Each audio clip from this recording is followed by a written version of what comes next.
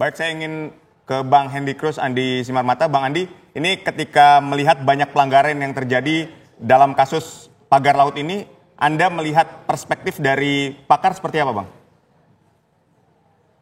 Ya, jadi pertama memang kita apresiasi dulu corrective action yang dilakukan oleh pemerintah melalui pembongkaran pagar laut itu dan juga penelusuran ya terhadap kronologis pagar laut itu. Kita diuntungkan dengan adanya satu sistem informasi ruang yang memungkinkan itu bisa dilacak gitu ya. Nah, yang penting sekarang adalah kembali kepada apa dasar hukum dari pemberian hak atas tanah itu. Pertama tentu ada peraturan keagrarian dan yang kedua tentu tata ruang. Nah, tata ruang untuk pesisir karena memang zona 12 mil laut itu kewenangannya provinsi, maka yang menjadi dasar adalah RT/RW Provinsi Banten. Di dalam RT/RW Provinsi Banten itu sudah mengintegrasikan arahan peruntukan ruang di darat maupun di pesisir. Karena RZWP3K atau Rencana Zonasi Wilayah Pesisir dan Pulau-Pulau Kecil itu diintegrasikan ke dalam rencana tata ruang wilayah tersebut. Isunya mungkin adalah pada batas pantai atau garis pantai ketika RT/RW itu disusun dan ketika RZBP3 itu disusun. Mana yang kemudian dijadikan referensi. Tetapi karena semua ada digital datanya, sehingga seharusnya tidak menjadi persoalan untuk melacak ke belakang, tracking, apakah pemberian hak atas tanah itu sesuai atau tidak sesuai dengan tata ruang. Nah, yang kedua juga yang penting adalah memastikan apakah ekosistem yang ada di pesisir itu tetap terjaga atau tidak pada saat rencana itu disusun. Karena setiap rencana tata ruang mempunyai visi 20 tahun. Sehingga kemudian kepentingan masyarakat, nelayan terutama yang ada di pesisir, maupun tangkap maupun tambak, dan juga kegiatan usaha lainnya sudah diakomodir di dalam visi tersebut. Nah, sekarang tinggal bagaimana kita men-tracing di dalam rencana pola ruang itu, apakah memang ada visi Banten untuk mengubah zona pesisir itu menjadi zona perkotaan atau menjadi zona wisata maupun menjadi zona perikanan.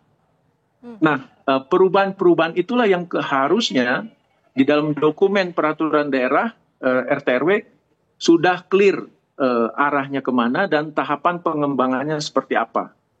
Nah, itu yang seharusnya bisa kemudian menjadi tambahan referensi bagi pemerintah untuk melihat betul apakah memang visi yang dikembangkan di Banten Utara itu memang sudah melalui tahapan-tahapan yang proper ya, yang sesuai dengan standar tata ruang selama ini. Ya, tetapi yang penting bahwa Indonesia melalui RPJPN-nya sudah menetapkan transformasi ekonomi biru gitu. Dan ini yang kemudian harus diakomodir di dalam penataan. Baik, Bang Andi. Nah, Bang Andi, kami ingin juga mengetahui untuk di Tangerang, Banten sendiri, untuk ruang yang bisa dijadikan tata kota itu di mana saja? Khususnya yang ada di perairan, Bang Andi bisa mendengar kami? Nah, kalau kita level RT/RW provinsi, bisa. Benar? Ya. Jadi yang pertama untuk peruntukan perkotaan itu memang di dalam RW provinsi, RT/RW kabupaten ya. Jadi di provinsi itu hanya kemudian mengarahkan mana yang dibudidayakan dan mana yang dilindungi. Oke, kalau dibudidayakan ada dua nanti. Yang dibudidayakan berdasarkan lahan atau perairan untuk kepentingan produksi, dan mana yang dipakai untuk pengembangan perkotaan, industri maupun kegiatan ekonomi. Baik. Ya, baik Bang Andi, tampaknya kita sudah mendapatkan poinnya. Saya ingin langsung ke Bang Johan. Jadi Bang Johan, tadi kan Anda mengatakan akan ada pertemuan Komisi 4 dengan Kementerian dari KKP dan Kementerian dari Kehutanan. Ya. Apa yang akan didalami? Tentu kita akan meminta mereka menjelaskan secara detail ya soal kenapa pagar laut ini sampai muncul seperti itu. Nah, ya sebenarnya ingin menegaskan saja agar kita mendapatkan informasi yang resmi dari pemerintah. Karena memang dari berbagai tempat ini ya munculnya beberapa kasus ini ya erat kaitannya dengan tata kelola ruang laut kita. Nah, kan ada yang salah ini di dalam tata ruang laut kita. Padahal Menteri KKP sendiri kan dalam program ekonomi birunya menempatkan konservasi laut itu menjadi kegiatan yang utama. Ya. Nah, bagaimana munculnya pagar laut itu adalah menjadi sebuah tantangan utama dari keinginan besar untuk membangun ekonomi biru yang ada di laut itu. Nah, usulan untuk sanksi tegas kepada pihak-pihak yang bertanggung jawab menurut DPR sendiri seperti apa? Kalau untuk sanksi yang bertanggung jawab ya mungkin ini bukan menurut saya bukan ranah dari KKP, ya kan? Mungkin pada legalitas dan rencana pengelolaan mungkin ada di KKP. Tetapi kan untuk tindak lanjutnya kan harus diserahkan kepada penegak hukum. Nah, karena itu yang perlu kita bicarakan juga nanti kira-kira bagaimana sesuai dengan saran Presiden itu usut gitu kan. Usut ini ya tidak boleh berhenti pada siapa yang melakukan, tetapi bagaimana memberikan penegakan hukum atau tindakan hukum kepada yang melanggar itu. Izinnya legal, izin pemanfaatannya juga tidak ada. Kalaupun ada dia bertentangan dengan prinsip pengelolaan, maka ini harus dibawa ke ranah hukum, gitu. Harus ditindak biar tidak terbiasa orang melakukan pelanggaran hukum di Republik kita ini. Baik, ini Bang Adi, ketika kita lihat ini pagar laut ini kan bertujuan untuk membuat reklamasi alami, dikatakan seperti itu. Nah, sebetulnya apakah memang ada ruang yang dapat di laut, ruang di laut ini yang dapat digunakan untuk membuat reklamasi, khususnya di Tangerang dan Jakarta misalnya? Saya belum menemukan teori lain tentang reklamasi alami itu selain dengan menanam mangrove. Baik. Jadi untuk dengan tujuan abrasi itu pertama ya kita bisa lakukan secara alami dengan menanam mangrove atau secara buatan kita membangun breakwater di situ. Itu cara kita menahan abrasi. Nah, tapi yang pertama, yang kedua secara posisi dia pasti melintang untuk melindungi pesisir. Tapi pagar laut yang ada di Tangerang ini kan dia menjorok ke laut ke depan sana gitu. Jadi ini kalau alasan untuk reklamasi untuk abrasi ya itu tidak menemukan alasannya. Kasus di Tangerang ini kemungkinan dugaannya untuk perumahan. Nah, itu bagaimana? Nah, saya sejak awal ya dengan terbongkarnya saat ini sejak awal membenarkan klaim saya bahwa apa yang dilakukan dengan pagar laut adalah dalam rangka klaim wilayah. Betul. Ya, klaim wilayah. Dan ini adalah prakondisi sebelum melakukan reklamasi. Dan ternyata wilayah reklamasi itu ternyata sudah disertifikat juga. Nah, ini kan semakin menguatkan dugaan awal kita bahwa ini bukan untuk penahan abrasi, tetapi untuk reklamasi, klaim wilayah gitu atas ruang laut kita ini. Baik, tapi untuk dalang sendiri apakah nanti DPR akan juga mengusut sampai di siapa dalang di balik pagar laut di Tangerang, Banten ini? Saya sudah katakan sejak awal ini sudah jelas gitu, ya kan? Kita tetap akan memperjelas itu, tapi dari pengakuan Menteri ATR itu sudah jelas, tinggal dipanggil saja yang dua ini.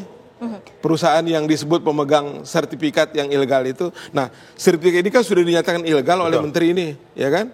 Nah, bahkan hari ini juga Menteri ATR mengatakan bahwa walaupun sudah keluar surat, tapi karena ini belum umurnya 5 tahun, bisa dicabut secara sepihak oleh negara. Baik. Karena diketahui bahwa ini adalah ilegal kan gitu dia. Berarti ruang laut yang diklaim itu menurut DPR sendiri adalah tindakan yang tidak benar. Itu adalah tindakan kejahatan. Kejahatan Karena itu melanggar hukum.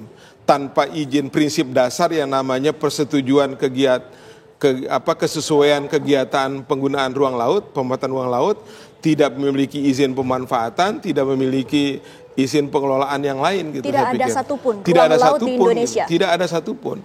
Nah, mereka kan menurut saya itu ingin memanfaatkan ruang atau celah dari peraturan yang namanya Undang-Undang Cipta Kerja itu dengan model PSN ini. dengan apa namanya dengan mengambil keringanan yang ada di situ. Padahal walaupun PSN sendiri tidak boleh dia dengan melanggar hukum. Walaupun misalnya hutan itu kan kawasan hutan lindung, ya kan? Dia harus dirubah dulu statusnya menjadi area penggunaan lain, APL gitu. Nggak bisa langsung kemudian digunakan atas nama PSN sekalipun gitu. Baik, kita masih akan sama-sama melihat ya besok rapat Komisi 4 bersama dengan Kementerian KKP dan Kehutanan. Baik, kita coba ke Bang Andi. Bang Andi masih mendengar suara kami?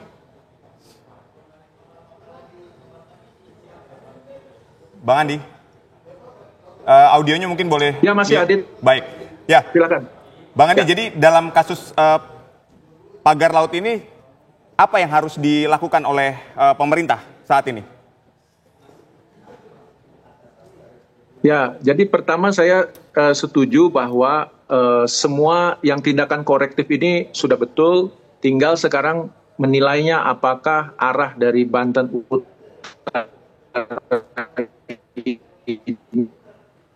beliau di luar negeri ya.